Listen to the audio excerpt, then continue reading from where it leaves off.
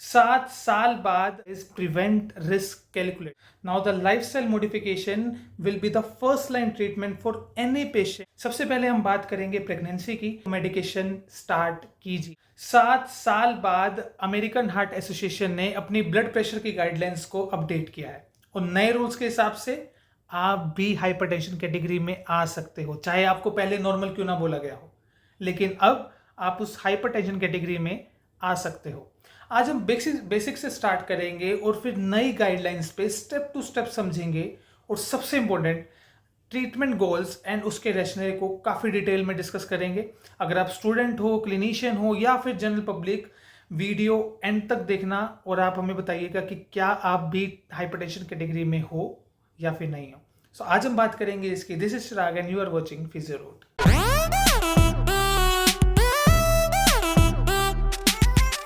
तो अभी तक जो आप सुनते आ रहे थे वो थी 2017 की गाइडलाइंस, जिसमें हम नॉर्मल ब्लड प्रेशर 120/80 से कम बोलते थे, एलिवेटेड ब्लड प्रेशर 120 to 129/80 ये हम समझते थे। स्टेज 1 हाइपरटेंशन में 130 to 139 and diastolic 80 to 89 and stage 2 hypertension में मोर देन 140/90। अगर ये सब चीज़ें होती थी तो हम समझते थे कि स्टेज 2 हाइपरटेंशन और ऐसे कैटेगरी बनी हुई थी। अब 2025 की गाइडलाइन में कैटेगरी तो सेम है, लेकिन एम्फोसिस और स्ट्रिक्ट हो गया है रिस्क फैक्टर होने पर। अब रिस्क फैक्टर होने पर आपका ट्रीटमेंट और अर्लियर शुरू होगा। तो अभी जो आपने देखा वो थी 2017 की गाइडलाइंस, जिसको पहले से फॉलो करते आ रहे थे, लेकिन अब मैं जो आपको बताऊंगा वो बताऊंगा मेजर अपडेट्स जो 2025 की गाइडलाइंस में हुए हैं। सबसे major update number 1 and the most important and पहली बार इंक्लूड होने जा रहा है जो that is prevent risk calculator. तो पहले आप बीपी नंबर देख के ये बताते थे कि पेशेंट हाइपरटेंसिव है या फिर नहीं है, लेकिन अब 10 to 30 ईयर का कार्डियोवास्कुलर रिस्क कैलकुलेट करना मैंडेटरी माना गया है। इसमें इंक्लूड होता है पेशेंट की एज क्या है, पेशेंट का जेंडर क्या है, उनका बीपी क्या है, cholesterol, diabetes, heart kidney disease, ये सब चीजें इंक्लूड की जा रही हैं और इसको आप AHA की वेबसाइट पे या उनकी ऐप पे आराम से देख सकते हो। मतलब एक 130 आप मान लीजिए कि एक पेशेंट का जो बीपी है वो 135/85 है। अब पेशेंट का जो ट्रीटमेंट होगा वो 25 साल वाले का और 55 साल वाले का दोनों का अलग होगा। सेकंड सबसे इंपॉर्टेंट चीज जो अपडेट हुई है 2017 की 2025 की गाइडलाइन से कि the person should maintain their BP for less than 130/80। सबसे बड़ा शिफ्ट ये है कि ट्रीटमेंट गोल सभी हाइपरटेंसिव पेशेंट के लिए 130/80 mmHg सेट किया गया है। क्यों? क्योंकि एविडेंस ने ये दिखाया है कि ब्लड प्रेशर को 130/80 से नीचे रखा जाए तो हार्ट अटैक का रिस्क आपको 25% कम रह सकता है, स्ट्रोक रिस्क आपको 30% तक कम हो सकता है और किडनी डिसीज का रिस्क भी आप सिग्निफिकेंटली कम कर सकते हो। द थर्ड इंपॉर्टेंट थिंग जो इंक्लूड की गई AHA की 2025 की गाइडलाइन में that is lifestyle. Now the lifestyle modification will be the first line treatment for any patient who is having hypertension or who wants to prevent the hypertension. सबसे पहले है diet. तो आपको sodium intake less than 2300 mg per day रखना है और ideally 1500 mg रखना है। डैश डाइट पे और ज़्यादा एम्फेसिस किया गया है। आपको फ्रूट्स खाने के लिए, वेजिटेबल्स खाने के लिए, होल ग्रेन खाने के लिए या फिर लो डायरी फैट, लो फैट होना चाहिए। जो भी आप डायरी प्रोडक्ट ले रहे हैं वो लो फैट लेंगे तो इट वुड बी बेटर। तो डैश डाइट पे बहुत ज़्यादा एम्फेसिस किया गया है। फिजिकल एक्टिविटी अगर आप मॉडरेट एक्टिविटी कर रहे हैं तो 150 मिनट पर वीक, तो आप मान सकते हैं कि आधा घंटा आपको करनी है पर डे एक्सरसाइज।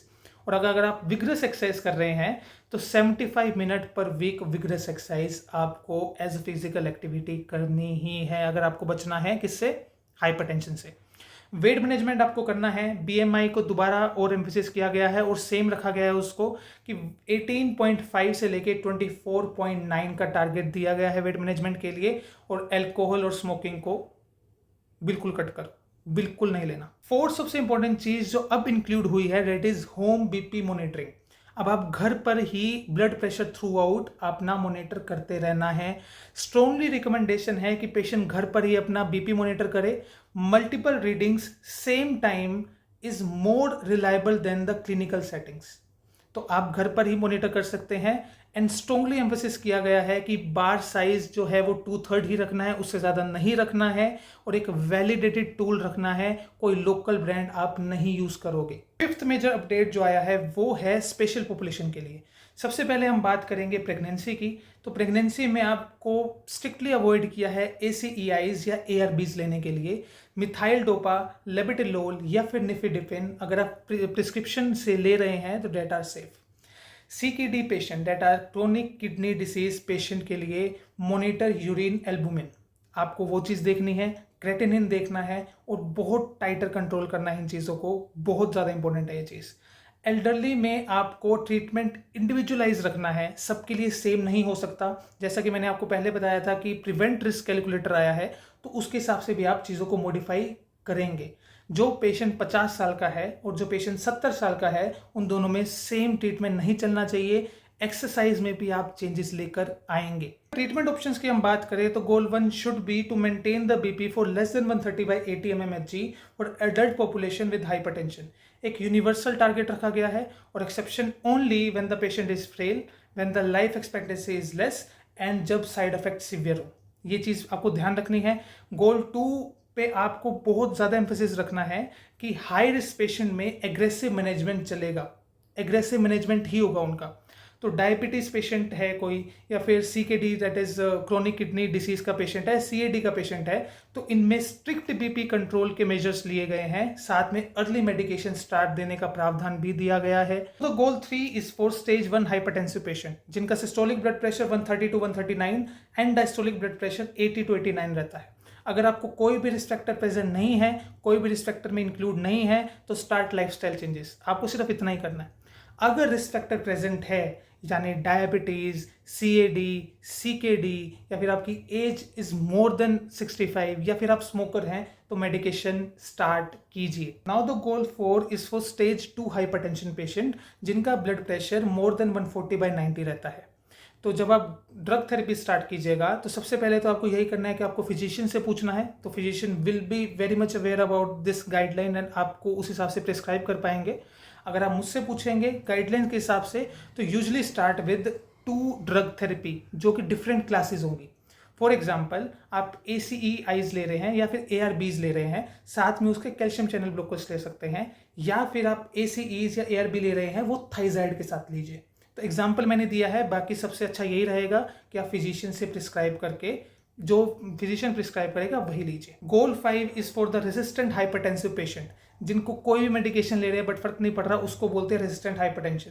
तो अगर 3 और मोर देन 3 ड्रग्स के बाद भी आपका बीपी हाई है, तो आप इवेल्युएट करवाइए सेकेंडरी कोजेस, जिसमें रीनल आर्टरी स्टेनोसिस आएगा, स्लीप एपनिया आएगा, या फिर एंडोक्राइन डिसऑर्डर्स आएगा, आपको वो चेक करवाने हैं। साथ में एड मिनरलोकोर्टिकोइड एंटागनिस्ट जैसे स्पाइरोनोलेक्टोन है, आप उसको ऐड कीजिए अपनी थ्रू आउट जो मेडिकेशन लिस्ट है उसमें।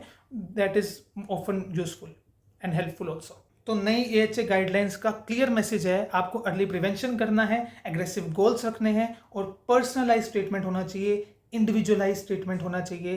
टारगेट जो रहेगा आपका वो 130/80 for almost everyone, and lifestyle modification हमेशा पहला स्टेप रहेगा। मेडिकेशन उसके बाद ऐड होते हैं, उससे पहले कभी भी नहीं होंगे। आप अपना बीपी मॉनिटर करो, रिस्क कैलकुलेट करो, और अपना एक बॉर्डर लाइन नंबर आ जाएगा, तो उसके हिसाब से आपको एक्शन लेना है। बस आपको इतना रखना है। अब इसके अलावा आपको कोई भी दिक्कत हो तो आप कमेंट सेक्शन में पूछ सकते हैं, हम जितना हो सकता है जल्दी आपका रिप्लाई करेंगे, उस पर पूरी नई वीडियो बना देंगे। तो आपको अगर ये वीडियो पसंद आई हो तो इसे लाइक कीजिए, कमेंट कीजिए, अपने पेरेंट्स के साथ, अपने रिलेटिव के साथ, वेल विशर्स के साथ इस चीज़ को बहुत ज़्यादा शेयर कीजिए, बहुत ज़रूरी है हर एक की लाइफ। तो बस ऐसे ही सपोर्ट कीजिए, एंड सब्सक्राइब करना तो बिल्कुल मत भूलिएगा। This is Chirag signing off from physiology.